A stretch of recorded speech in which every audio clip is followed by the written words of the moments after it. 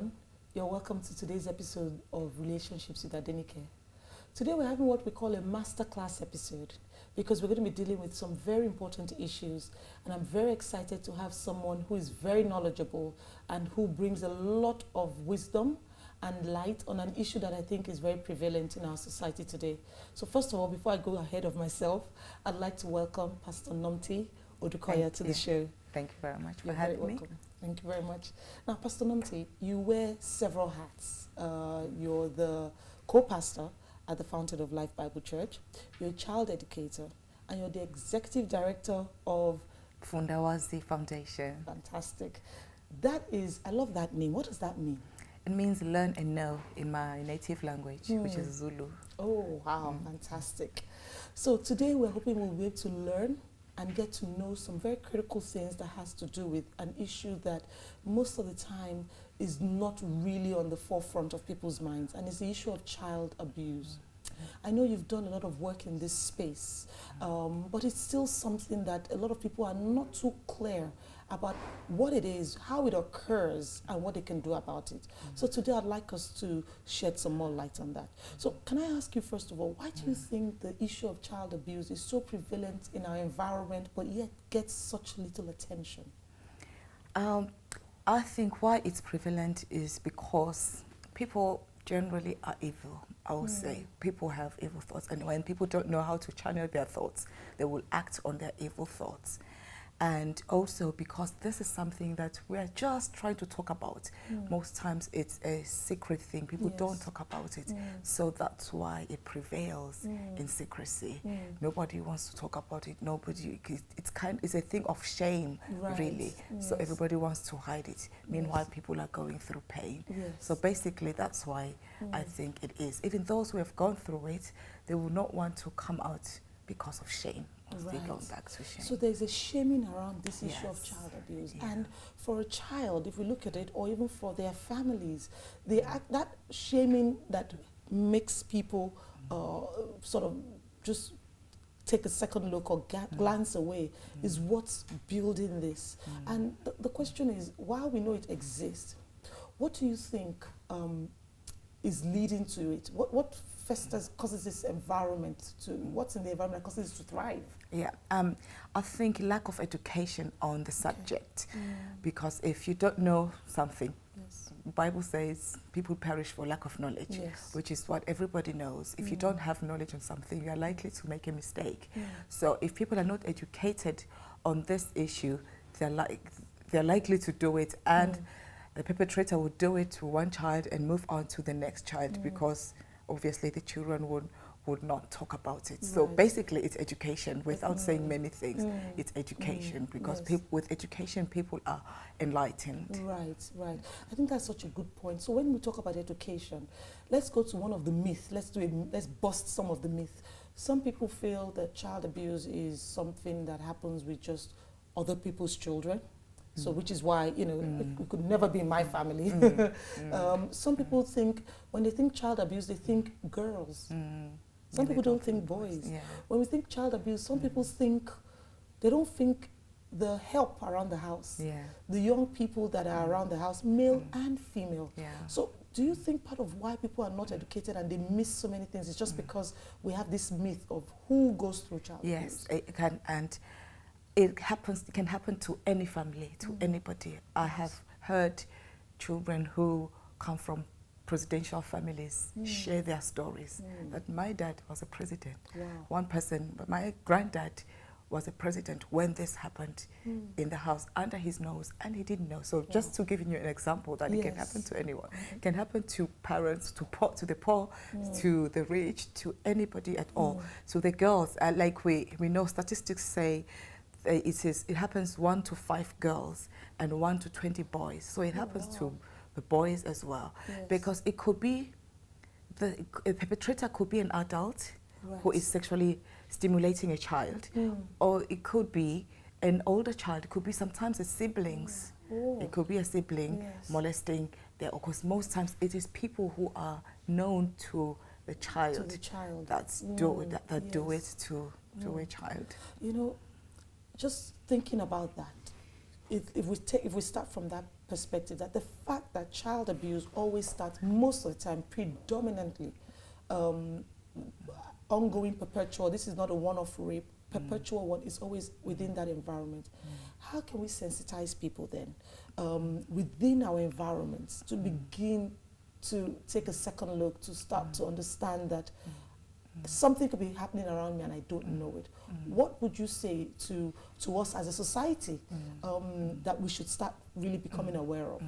What I like about it, some people who had this experience when they were younger, you know why it also happens because when a perpetrator is sexually molesting a child, they will tell them it's their little secret. They should not tell anyone. Right. So what I like about it, those who had this experience, if they come out, I mean, they're not forced, but I like it. I've seen some people who've come out, although some have been shamed, but they were bold enough to come out and say, this happened to us, and this is why I did not tell anybody about it. That's education, educating society. To say, oh, so this person, I've been, in fact, to give you an example, when I started talking about this, I talked to a group of ladies in church, and one lady said, wow, we've been friends for a long time, and I never knew that you went through what I went through.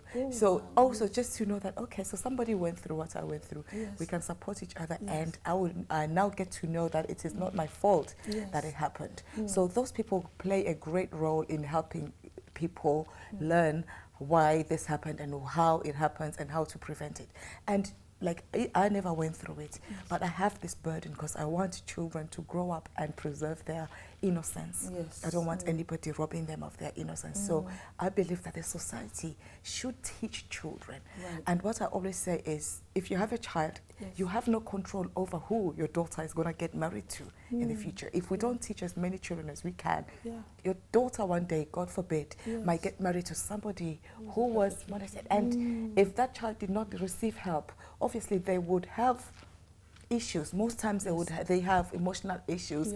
They don't know how to, they would have not been proper counseling that they would have gone through to help them with their emotions. And when they're older, they meet your child, if you don't want to talk about it, and your child has a bad marriage, not because they got married to a bad person, but they got married to a person who went through a bad experience. So we see many adults who are hurt, who are angry. Most times we don't understand why they are angry. They themselves don't know why they are angry. They don't remember it is because of the things that they went through in childhood.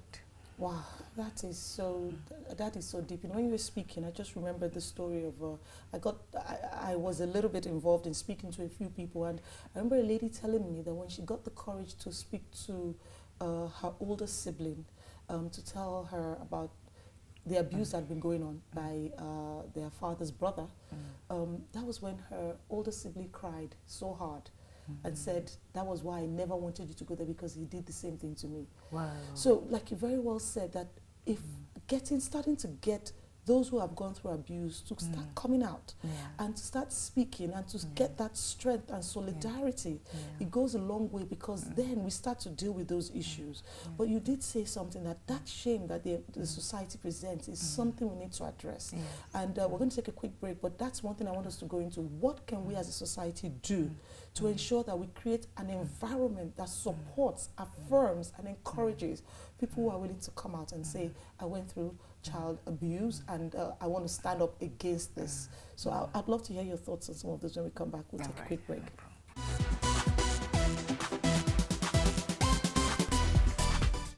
You're welcome back to today's episode of Relationships with Adenyke. In our masterclass, we have Pastor Nomthi Odukoya with us, and we're talking about child abuse and why it's prevalent in our society and what we can do about it. Pastor Nomthi, just before we went on break, we were in the direction of just talking about what, as a society, our moral obligation to making sure that we really curb this prevalence of child abuse. You shared some devastating statistics, and I feel that those statistics are even probably not as bad, because so much of it is so unreported. And if we can just dig deeper, because you made a point, we want to educate people. Can you just educate us on why children are not able to speak out when they're being abused. You find kids that are being abused up to the age of 12, 13, 14.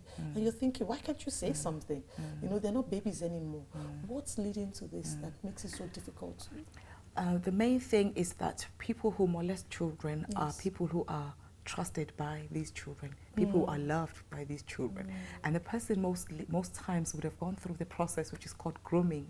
They would have groomed the child and make the child to feel like they're special, and whatever they have is just their little secret that this, I don't do it to anybody else, it's just you because you're special. And they'll be giving children gifts here and there. And sometimes they go as far as grooming the family so that the whole family will trust this person. Nobody would suspect that this, and mind you, it's a family member most times because it's a person known, could be a neighbor, but most times it's a person who is a family member. So there's so much trust, and the child is even afraid to report, even though they know that it's uncomfortable, it's not something they like, but they don't want this person they love to get into trouble. They think if I report, they might get into trouble, and I might also be looked at as a bad child, a child who brings shame to the family, or you know, these things are not spoken. I might not be believed, which is a huge problem here. Most children don't believe parents. And if I may quickly say this one, it's not about belief. This mother, a child was talking to me. She said, her mom said, "Are you not a girl?" For why? Because her stepdad was molesting her. So when she told her mother, she said, "Are you not a girl? Are you not a woman?" I mean, she's not a woman, she's just a little girl. But she said, "Are you not a girl? So what's your problem?" And why do you think she said that? Because she didn't want to lose her marriage. And because most times women are not empowered. She didn't have anything she was doing. She didn't, no source of income, you know, no stream of income. So she felt if anything happens, if anybody gets to hear about this, people will be involved, and they might suggest that I leave my husband. Whereas it is not so. I mean, because even the perpetrators need help. You know, I'm just rushing to mix because I know we don't have all the time. There is so much to talk about concerning this, because even the perpetrators themselves, because sometimes they're doing that to children because of what they went through as children. They were abused children, and now adults. And now they're adults. Nobody spoke to them about it. They never shared it with anybody else. But this thing is boiling inside of them. They need to release it. And they release it to children around them. So it is a very, very vast topic. So that's it's quite it's a bit of a sad story. It's quite sad because like you said, there's help needed on all sides. Now, yes, some people are wicked. You know, our human tendencies, oh, you're evil, you're bad. But sometimes, like you said, when we really peel back and look, you know, under the layer, there's so much more deeper things that we need to look into. So let me ask you a question. People are listening to us and they're thinking, so how do I know that my neighbor's child is being abused? How do I spot that this boy in class, in school, who is acting out, always angry, pushing and shoving, is actually going through some form of abuse? How do I tell that this teenage girl that seems to be going after all the boys in school is actually acting out of an abusive? Sometimes it's not easy to tell because people have different characters, you know, and personalities. Some people, it happens and it doesn't affect them as much, whereas some, when it happens to them, then they start to get withdrawn in class. If you're a teacher, I've worked with children, and those are the things we had to look out for. If a child suddenly drops in grades, having said that, one child was actually sexually abused and her grades went up. That was her coping mechanism. That's how she coped. She just drowned herself into her books. So people are different. If there is a drastic change in behavior, if you're a parent, they would always sometimes say, when the child, like you have said, suddenly becomes aggressive, or a child, you notice that a child is afraid of a certain individual. When the individual comes around, the child does not want to greet them, they run away from them. Most times as Africans, we push, and actually I've had so many people come to tell me that that's what happened to them. Their moms, their mothers push them to the uncles. Wow, yes. They would go, why would they would, you know, you think, are you rude? We're supposed to respect elders. Because sometimes it can prevail because of that respect we have as Africans. That's why it's so important to teach children. Yes, you respect people, but when they touch you inappropriately, you are allowed to say no. Right. You are not being disrespectful when you set boundaries. So, like I said, there's oh my goodness, yes. there is so much that I believe so I've tried to answer your question. Yes, you have. And, you know, I know that you have a foundation that addresses all of these issues. I'm going to give some additional information to everyone so that we can learn more, you know. But just before we, you know, we leave this topic, I wanted to ask you, in your work, what would you say are some of the questions that people ask about this issue that, yes, these are the kind of questions you should ask if you suspect a child is being abused? And what are sort of the questions you should not ask if you think there's abuse? Are there things that we should, how do we approach this issue? First of all, if it is your child, it's not advisable that you be the one asking questions. You should get somebody else, a trusted individual who can talk to a child, because the child might be not afraid, they might not open up as they should. And that person should also be educated on how to talk to it. They should be sensitive.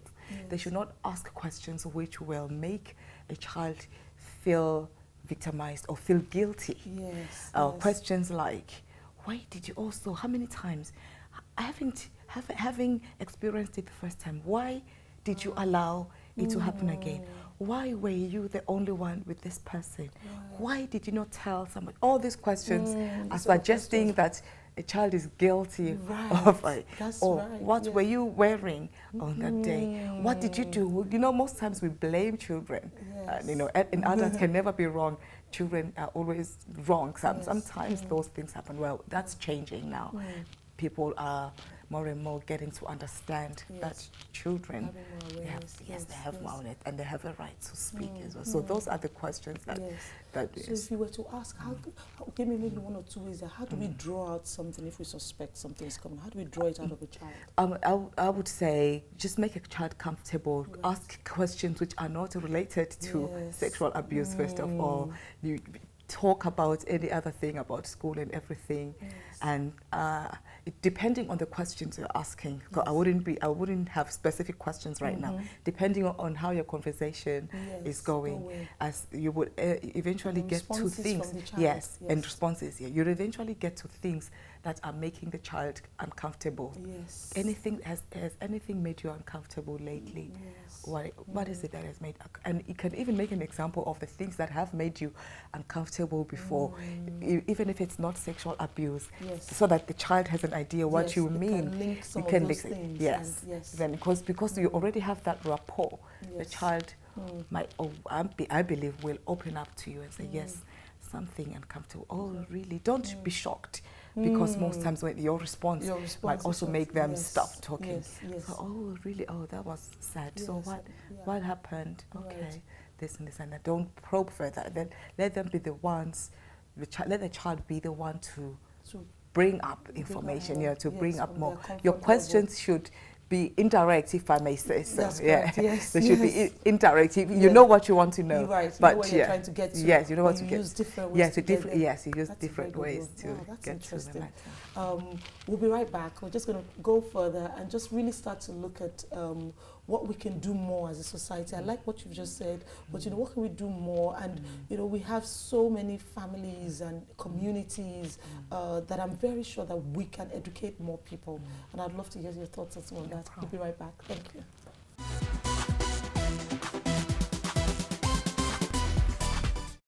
You're welcome back, everyone. And we're here today with Pastor Nomthi on our masterclass episode talking about child abuse and how we collectively as a society can make a difference and bring about change. Like I said, Pastor Nomthi, the change needed is like yesterday. Yes. I mean, so much has gone on. And knowing that we're a community of people from different cultures, tribe, but one thing we all have in common, we have certain organizations we belong to, churches, mosques, our kids are in schools. How do we, let's go back to this issue of education. How do we start to really ramp up education and discussion in this space to make sure that different groups of people, as we've established, nobody is exempt. It can happen anywhere and on any level. What sort of training do you think that we can bring to? I believe that children should be taught and awareness should be created in children. It is good to teach adults, you know, because adults need to be aware of this. But my own concern and passion is that we teach our children, which is why I write books for children, so that they know how to fight for themselves. Well, not physical, but fight to know how to set boundaries in this concerning these issues.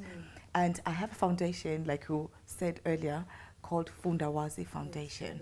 We go to schools. Sometimes I don't even go myself. I have people who go to schools teaching children, and we distribute books for free because even though I sell books, but there are some children who cannot afford these books as cheap as they are, but they can't afford them. So, but they are still children. They still need to be taught about this. So we go to their schools, and churches buy these books, which I really appreciate. They get the books because they are conversation starters. Because I realized when I was trying to talk to my children about this, I was a bit shy. Even though, I mean, like, how do I talk about this? But then when I wrote the books, I realize it's easy. Let them read, and we start talking about it according to their level. Children are at different levels of understanding, and even in age, they have different levels. So you teach them in different stages. This is what you should know. This is what you should know. In a way that would also not make them paranoid.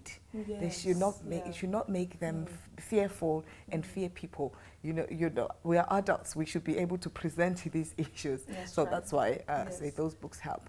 And we have other centers as well. The other people, I know in Nigeria we have Mirabel Center where people can go to, and I'm so pleased that Lagos State also has a department where people who have been violated can go to domestic violence, sexual abuse. There's even a hotline. I believe people can see it. If they go online, they can find it. So I'm so happy that many people are now fighting this ill, but it can never be enough. I'm a Christian, and the Bible says faith comes by hearing. So you have to keep hearing these things. Like when you teach your children, don't say, I've spoken to them about this, and that's it. You keep talking about it because they are hearing many other things out there. Once in a while, keep checking. So who are your friends? What's happening? Is there what I do? Is there a new word you have learned in school that's a good one. that you would like to share with me? And you know, as simple as that is, I've received some new words which are inappropriate. So it's good that it keeps me on the same page as them. I kind of understand what they know and what to talk to them about. So it's a constant thing, constant talk. Keep talking to children about it. We have social media nowadays. I was going to talk about that. That, you know, if someone says that, you know, wow, this is something that has bothered me, or I've experienced abuse before and I want to do something about it. You may not want to come out in the usual way of saying, oh, this is my cause, but you can use social media to leverage on it, to develop advocacy, to begin to talk about these issues, to bring it into the forefront, to blog about it, to write about it. There are so many people talking about it, like I said. The lady who actually made, I don't know if we have time, who made me start talking about this, because she, even though I love children, but I didn't know that I was going to go towards this direction. She came to my office one day and said she had gone to speak outside of Lagos to a group of young ladies, and they actually wrote down questions, and she brought back those questions to me in my office, and she said, what do we do? You're the mother of the church. This is happening. And why she knew it was happening, because she went through it as a teenager. She lived with her uncle who molested her.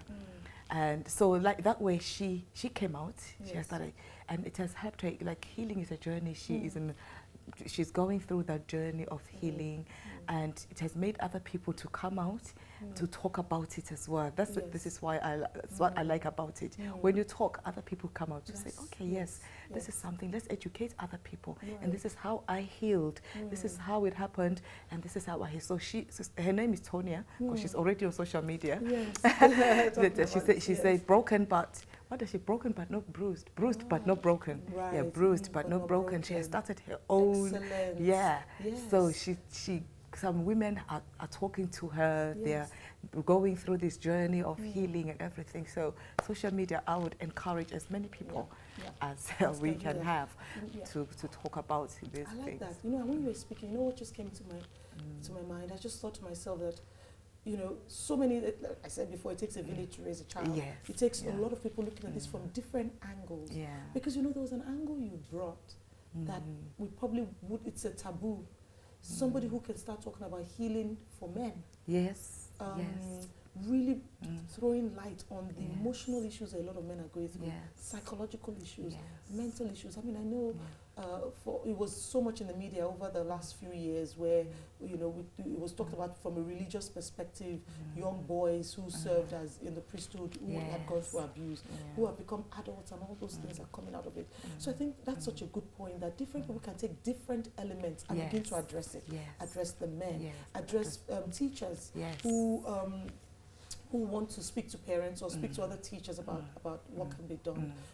So many areas that we can really tackle this. That everyone can be an advocate. Everyone can be. Yes. Everyone can be. It doesn't have to have happened to you. Exactly. Like it happened to me. Yes. But we should be a good citizen wherever you are, and talk about it. And every parent, if you're a parent, every parent should know about this. Which is why I also teach, even though I teach more of children, but I like talking to parents as well. Definitely. Because you can't be a parent and not know about this. You're so right. Yes. You're so right.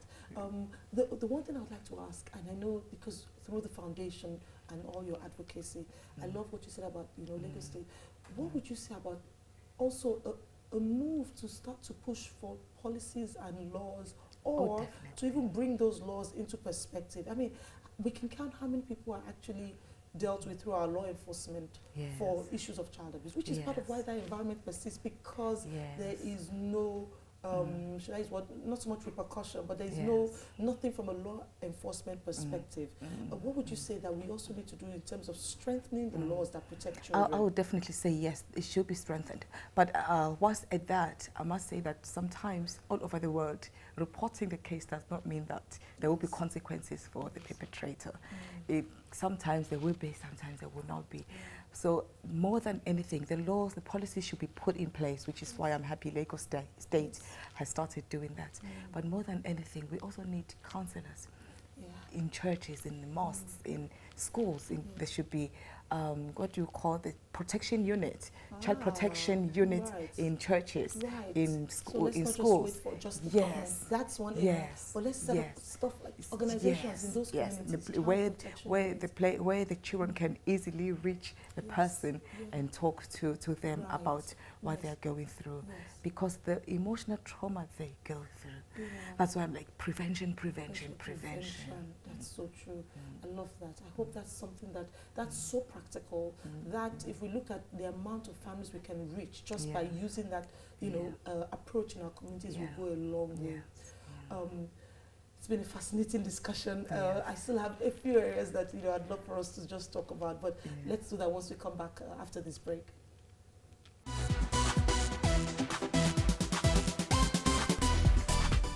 Welcome back to today's show. We've been talking about issues to do with child abuse, and when I was talking to Pastor Nomthi, there was something that, you know, you mentioned previously. You know, I know we've talked about this a lot of times, but this issue of the victim having to go through so much shame that they're not able to speak about it is one of the, I think, the worst aspects of the whole thing, because that's what holds them back.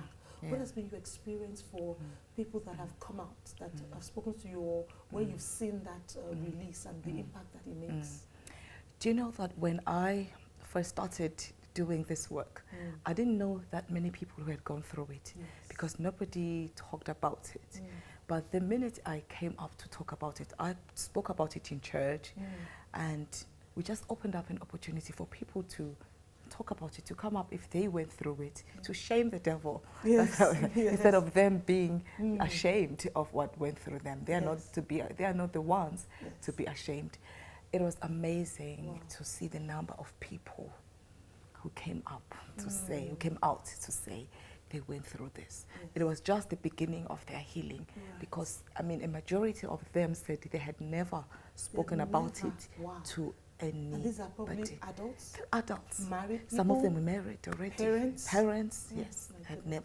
Some didn't even get up. They only came to me afterwards they said no, they were still not brave enough to come out in front. Burden. It is such a huge burden. Imagine that burden they carry from childhood. Children carry when they're children, and they're adults, they have their own children. And another thing I should say is most of them would say, we are so fearful, we are afraid that our children would go through it because I went through it. My God. And some forgetting that boys go through it as well. If they are women, they think, my girls, they only protect the girls, and they forget about protecting the boys. Like we said earlier with the statistics, it shows that it happens to both boys and girls. That's a good thing. If I know your foundation is doing such awesome work, you know, for those who want to say, how can I, you're so passionate about this, how can I support what you're doing? I've gone through this, I want to be part of what you're doing. You know, I know that right now, you know, information about foundation is being shown. But what are some of the things that, how can other organizations come and partner with what you do? Well, what we do mostly is go to schools, talk to them, and distribute books. And printing books cost money. We are not able to reach every child, but as money comes, we're going. And we have, I always say, we have not even scratched the surface. There are so many children out there who have not heard about this. So any support we would appreciate on, we have a website, fundawazi.org, www.fundawazi.org, so they can go in, and there are options. They can see how they can help us. They can fit in. Like you said, with distributing, with content development, with coming alongside to help with producing more. Producing more content. And for those our listeners are all over, we can order these books, and we can even have them in different languages, so that it's easier. So that's what we're doing. In fact, some are just they're waiting for.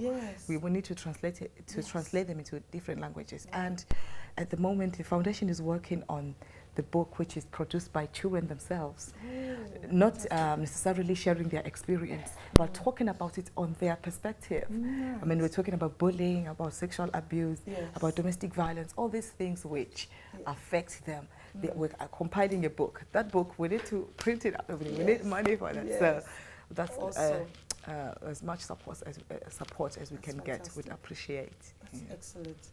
So before we go today, what are some of the words of hope you would give to our viewers, to those who have listened to what you've said, that this has stirred up emotions and memories and things like that? What word do you have?